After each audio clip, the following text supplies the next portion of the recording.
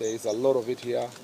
There is a particular business lady who has properly been profiled. We're going to take very stern legal action, including using the asset recovery mechanisms to deal with proceeds of crime that are being used to enrich a few people and hurt as many young people in our county and our region. So those, there is an operation that will ensue, and those people are better advised to desist from that business, but we will do everything to make sure that they are brought before the courts of law. Other than that, there are many other issues that are being dealt with from time to time.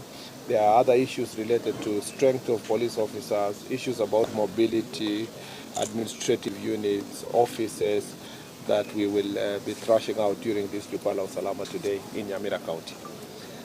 Thank you very much for your time. You have a question? Yes, Wazir.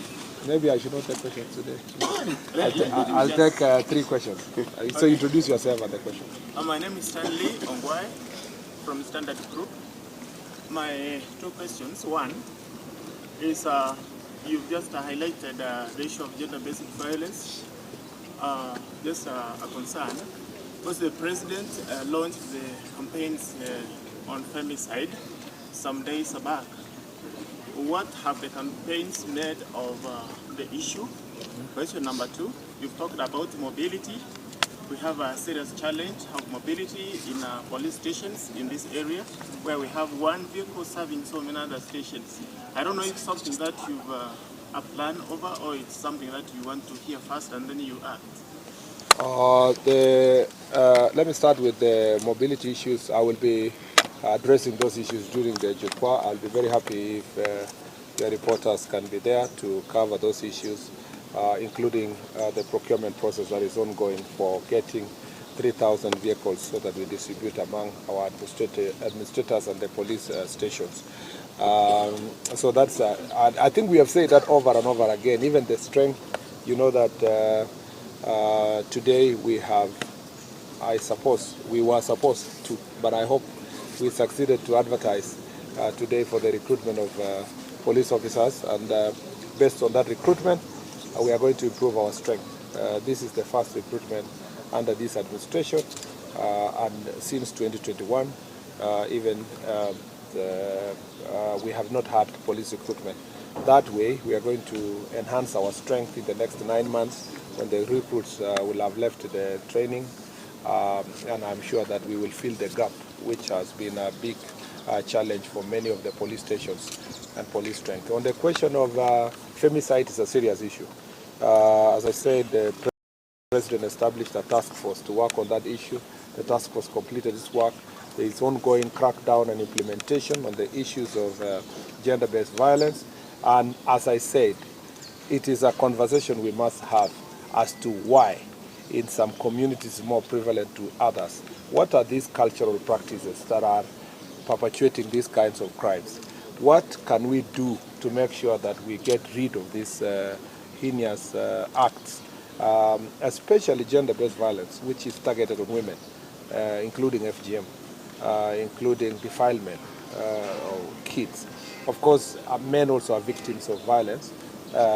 It also goes unreported because of cultural practices, that if a man was to come out to say, my wife beat me, they would be ostracized. And we want to deal with these stereotypes that are so ingrained in society that victims are not strong enough to come out.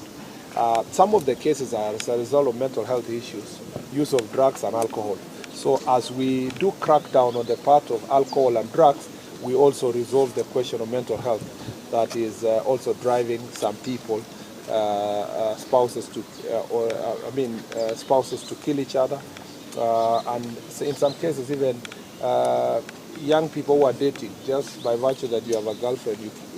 We have 3 cases that are related to young boys killing their girlfriends, and this is not acceptable. And so mental health issues also is something that we need to address holistically as a society. Yes, the second? My name is Duncan for citizenTV.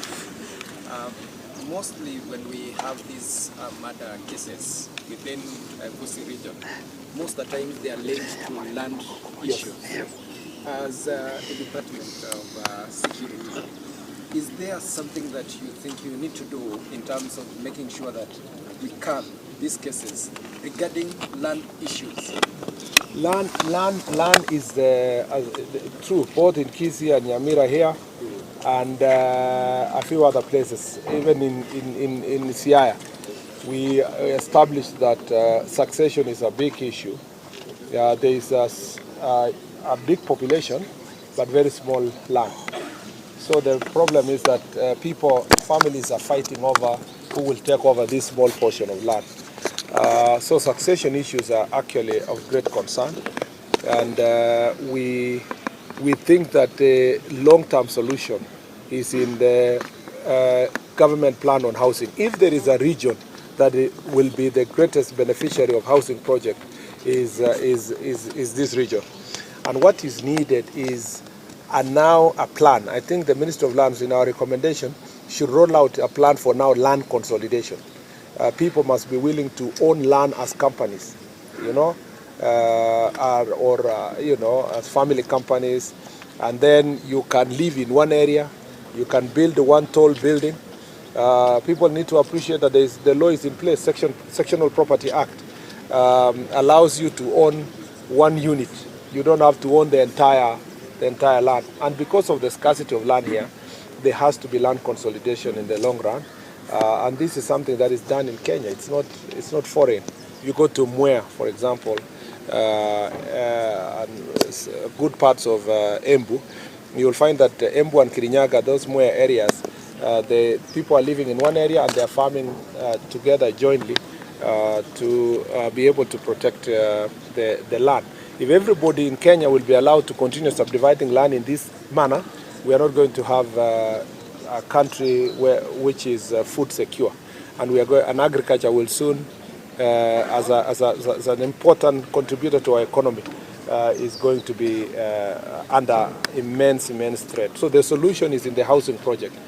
I see some people fighting housing. Housing is not a solution for purpose of just building houses. It is extremely important for us, for our food security, to resolve disputes among communities, that people can have one tall building and live there together and leave the rest of the land for proper agricultural production.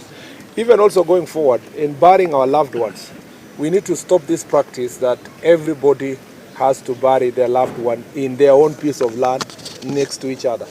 We must embrace also the culture of public cemeteries, as it happens in other parts of the world. Some of it, actually, we are told that some of this violence happens around the time the people have lost their loved one. They're wondering where they will bury that person. All those issues. We need to also move out and accept that we no longer have enough land for all of us to bury our loved ones in every small piece of land that we have.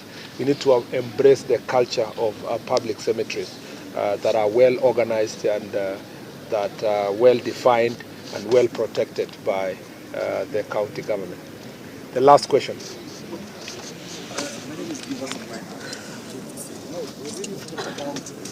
Procurement. Yes.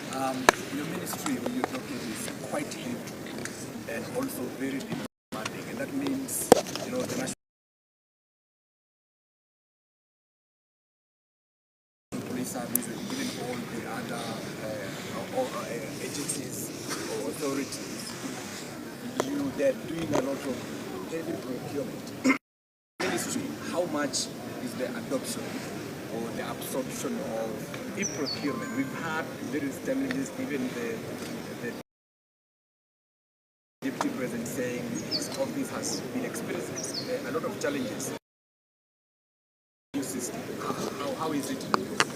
No, every new system, this e-procurement system is going to enhance transparency. The most qualified persons to deliver services to government. Remember that we is based on consumption, things that are supporting security operations. We totally support the e-procurement. We definitely have challenges. We will continue having challenges. When you're introducing a new system, you will have challenges. But practically, that means you must adopt the system, then you work on the challenges.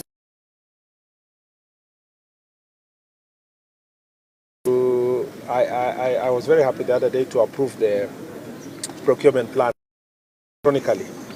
So our e-procurement process is ongoing. We will have challenges, we will deal with it, and those challenges